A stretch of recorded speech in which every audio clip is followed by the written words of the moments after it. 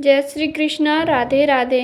हम सुन रहे हैं माघ मास महत्व अध्याय 2। इससे पहले हमने माघ मास महत्व अध्याय 1 की कथा सुनी। यदि आपने अभी तक नहीं सुनी है तो अवश्य ही सुन लीजिए। माघ महत्व अध्याय 2। वेद व्यास जी बोले, हे सूत जी, राजा का ऐसा वचन सुनकर वैशाखन मुनि कहने लगे, हे राजन, अंधकार को दूर करने वाले सूर्य नारायण शीघ्र ही उदय होने वाले हैं। यह समय स्नान करने का है, कथा का नहीं। स्नान करके तुम अपने कुल गुरु वशिष्ठ से जाकर पूछो। ऐसा कहकर मौनी तपस्वी स्नान करने चला गया। राजा दिलीप भी वहाँ स्नान करके लौटा और प्रसन्नतापूर्वक अपने नगर को गया। वहाँ नगर निवासियों ने उसकी पूजन की और बंदीजनों ने प्रत्येक स्नान पर स्तुति की। राजा ने रनिवास में जाकर वानप्रस्थ ऋषि की कथा सुनाई। सूत जी ने पूछा, हे भगवान, उस राजा के पूछने पर धर्मात्मा वशिष्ठ ने क्या कहा? व्यास जी बोले, राजा रात्रि में सुख से सोया, प्रातःकाल उठकर सफ़ेद घोड़ी के रथ पर बैठकर सफ़ेद छत्र और चंबर से शोभायमान आभूषण तथा सुंदर वस्त्र पहने, सुगंधित पुष्प युक्त मणियों के साथ मागध और बंदियों से जय शब्द लगा स्तुति सुनता हुआ, ऋषि के शब्दों को याद करता हुआ वशिष्ठ ऋषि के स्थान पर पहुंचा। वह महर्षि की स्तुति तथा आचार पूर्वक नमस्कार करके अर्घ्य देकर आशीर्वाद पाकर राजा सुखपूर्वक आसन पर बैठा। जब ऋषि ने राजा से कुशल पूछा तब राजा ने प्रसन्न होकर कहा, सब कुशल हैं। तब मधुर वाणी से राजा ने वैखानस के कहे हुए प्रश्न को पूछा तथा विनती किया, हे भगवान, आपकी कृपा से मैंने विस्तार पूर्वक आचार, दंड, नीति, राजधर्म तथा चारों वर्णों के चारों आश्रमों की क्रियाओं को सुना है। दान, विधान, यज्ञ की विधियां, व्रत की प्रतिष्ठा और विष्णु भगवान की आराधना की विधि भी सुनी है। हे तपोधन, अब आप माघ स्नान के महत्व का नियम पूर्वक भली रीति मुझसे कहिए। वशिष्ठ जी बोले, हे राजन, आपने दोनों लोक के कल्याण करने वाले मुनि तथा वनवासियों के भी अंतःकरण को पवित्र करने वाले इस माघ स्नान के बारे में पूछा है। सो सुन के राजन, स्त्रियों के ऋतु भोग से जो अखंडित है, अग्नि, यज्ञ, दान आदि तथा कुआ आदि खोदवाने से रहित जो मनुष्य वर्ग गाय, भूमि, तिल, वस्त्र, सुवर्ण, धेनु, अन्न, घोड़ा इत्यादि का दान करने, तिरात्र, कठिन, चंद्रवत तथा पराक्रम द्वारा जो अपने शरीर को बिना पराक्रम किए स्वर्ग प्राप्त करना चाहते हैं, तो उन्हें सदा माघ स्नान करना चाहिए। ऐसा करने से मनुष्य अवश्य ही पुत्र पौत्रों से युक्त होने वाला तथा राजा होता है। उसको मुक्ति देने वाली बुद्धि भी अवश्य होती है। हे नृप, श्रेष्ठ दिव्य दृष्टि वाले महात्माओं ने कहा है कि माघ मास में यज्ञ, तप तथा दान से अनंत फल प्राप्त होता है। सकाम अथवा प्रजा के हित के लिए अथवा भगवान के निमित्त जो स्नान करता है, उसकी काया शुद्धि, प्रीति, ऐश्वर्य तथा चारों प्रकार के फलों की प्राप्ति होती है।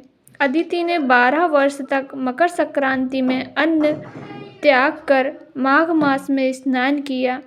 इससे उसके तीनों लोकों को उज्जवल करने वाले 12 पुत्र हुए। माघ में स्नान करने से ही रोहिणी, सुभगा और अरुंधति दानशीलता हुई और इंद्राणी जैसी सुंदरी होकर सतखंडे ग्रह में निवास करती थी।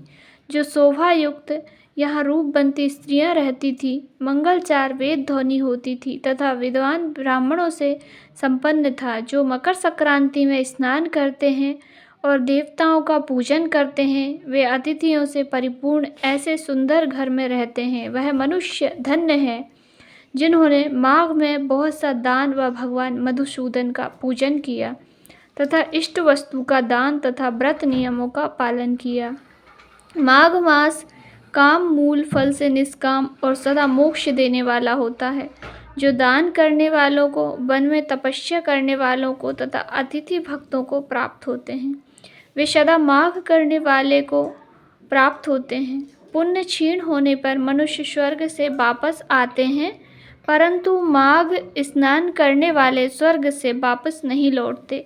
इससे बढ़कर कोई भी तप, कर्म व व्रत आरोग्य देने वाला तथा पवित्र और पापनाशक नहीं है। भृगु जी ने मणि पर्वत पर विद्याधरों को यह सुनाया था। राजा ने कहा, ब्राह्मण, भृगु जी के कहे धर्म उपदेश सुनने का मुझको बड़ा कौतूहल है, इसलिए मुझसे कहिए। ऋषि बोले, हे राजन, एक समय 12 वर्ष तक वर्षा न होने से सब वृक्ष क्षीण होकर 10 दिशाओं में बुद्धि नत्र से चली गई। हे राजन, हिमालय तथा विंध्याचल के मध्य दुर्भिक्ष पड़ जाने से, लोग आपदाग्रस्त तथा प्रजाहीन होने से और होम श्राद्ध यज्ञ वेद अध्ययन और धर्म से लुप्त होने से पृथ्वी मंडल फल मूल अन्न और जल से शून्य हो गया। तब विंध्याचल के नीचे सुंदर रेखा नदी पर वृक्ष से आच्छादित आश्रम से निकलकर भृगु ऋषि अपने शिष्यों को के साथ हिमालय पर्वत पर गए। वहां पर कैलाश पर्वत के पश्चिम की तरफ ऊंचे मणिकूट, स्वर्ण पर्वत के नीचे आधा भाग स्फटिक विल्लोर से सफेद तथा बीच का भाग नीले शिलाओं से युक्त सुंदरता में नीलकंठ पक्षी के समान था। इस पर्वत के बीच बीच में नीली सुनहरी रेखाएं काले मेघों में चमकती हुई बिजली के समान शोभा देती थी। पर्वत की चोटी नीली तथा नीचे का भाग सुनहरा होने से यह पीतांबर धारण किए हुए भगवान कृष्ण के सदृश शोभामान था। बीच का हिस्सा नीला होने से तथा कहीं कहीं सफ़ेद स्फटिक रहने से इस पर्वत की शोभा तारायुक्त आकाश के समान थी, जिसके स्वच्छ शरीर पर चमकती हुई दिव्य औषधियाँ रात में अनेक दीपकों से युक्त बड़े महल के समान देख पड़ता था। इस पर्वत का ऊपरी भाग बांसुरी बजाती गीत गाती हुई किन्नारियों से शोभायमान था तथा केले के वृक्ष की पताका से यह पर्वत तथा सदा शोभामित सुशोभित था। यह पर्वत पन्ना, नीलम, पोखराज तथा इनकी चोटी सफ़ेद पत्थरों के बीच से निकलती हुई रंग बिरंगी किरणों से इंद्रधनुष के समान दिखाई देती हैं। स्वर्ण इत्यादि सब धातुओं से तथा नाना प्रकार के चमकीले रत्नों से शोभायमान अग्नि ज्वाला के समान चारों ओर फैली है।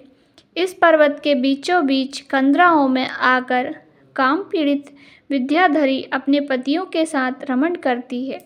प्राणायाम करने वाले सब क्लेशों को जीते हुए वैरागी लोग इसकी गुफाओं से दिन रात ब्रह्म का ध्यान करते हैं। इसकी सुंदर गुफाओं में हाथों में रुद्राक्ष की माला लिए हुए आधी खुली आँखों से सिद्ध लोग शिव जी की आराधना करते हैं।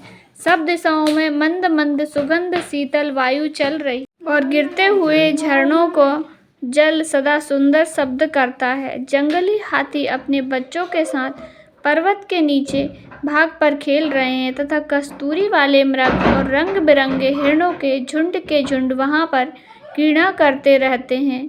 चवरी गाय तथा नाना प्रकार के पशु वहाँ कीड़ा करते हैं। कबूतर, चकोर, पपीहा इत्यादि पक्षी वहाँ बोलते रहते हैं।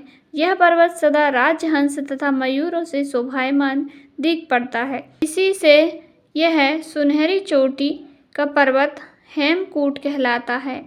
यहाँ सदा देवता, गुणक तथा अप्सराएं वसा करती हैं। यहाँ पर हमारी माघ मास कथा का दूसरा अध्याय संपूर्ण हुआ। आगे की कथा हम कल के अध्याय में पढ़ेंगे। जब तक के लिए जय श्री राधे, जय श्री कृष्णा, ओम नमो भगवते वासुदेवाय। रोज की कथा सुनने के लिए चैनल को ज़रूर से सब्सक्राइब करें।